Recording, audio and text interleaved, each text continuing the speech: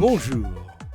Dans une mise en scène à l'américaine, la photo et l'intervention ultra médiatisée, magnifique photo d'illustration, belle allégorie de la dérive cocardière, le regard plongé dans le lointain, notre président s'envole pour le front, enfin presque. Sur le tarmac de l'aéroport d'Orly, le chef de l'État, avant de s'envoler pour une tournée de 2 jours en Europe de l'Est, en a appelé au sursaut républicain pour le second tour des législatives. Panique à bord? Sûrement. Le sauveur, c'est lui, mais le trouillomètre à zéro. Et le départ n'était pas aussi émouvant que celui de Giscard filmé, qui fut un vrai départ. Il est filmé pour un départ par avion à l'étranger, mais tout est faux, c'est un faux départ, et on revotera pour qu'après son retour, il laisse davantage s'exprimer le peuple représenté par le Parlement. Sans majorité absolue, pas de pouvoir absolu pour lui. Obligation de débattre et de trouver des compromis et donc retour de la démocratie. L'intérêt supérieur de la nation est que le chef de l'État n'ait pas les pleins pouvoirs et doive composer avec les oppositions pour gouverner. L'idéal serait d'ailleurs l'absence de toute majorité absolue. L'intérêt supérieur de la nation, c'est que le Parlement fasse son travail de contre-pouvoir et ne soit pas une simple chambre d'enregistrement comme lors des 5 années qui viennent de s'écouler. Cette image à Orly fait partie de la campagne électorale avec les moyens illimités de l'État. Quel décompte des frais de campagne? Et de quel droit l'Élysée est mise au service d'un seul parti?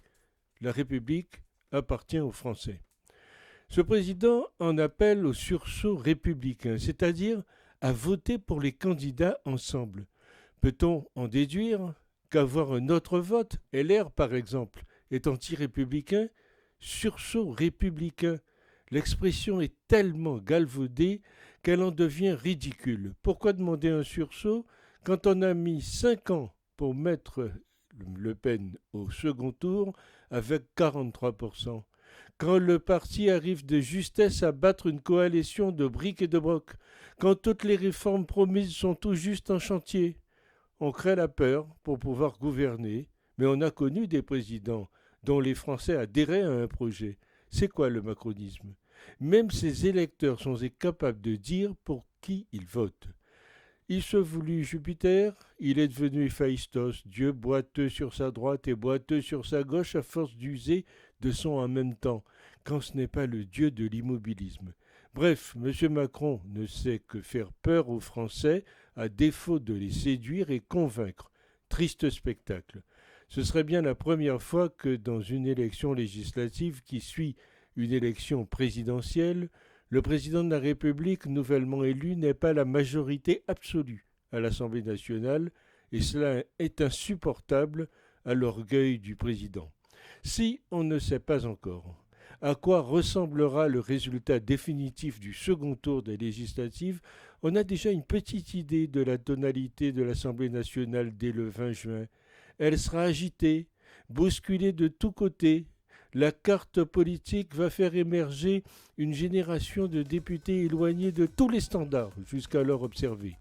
Des profils au caractère bien trempé, refusant de voter les yeux fermés des projets de loi sans intérêt pour les citoyens.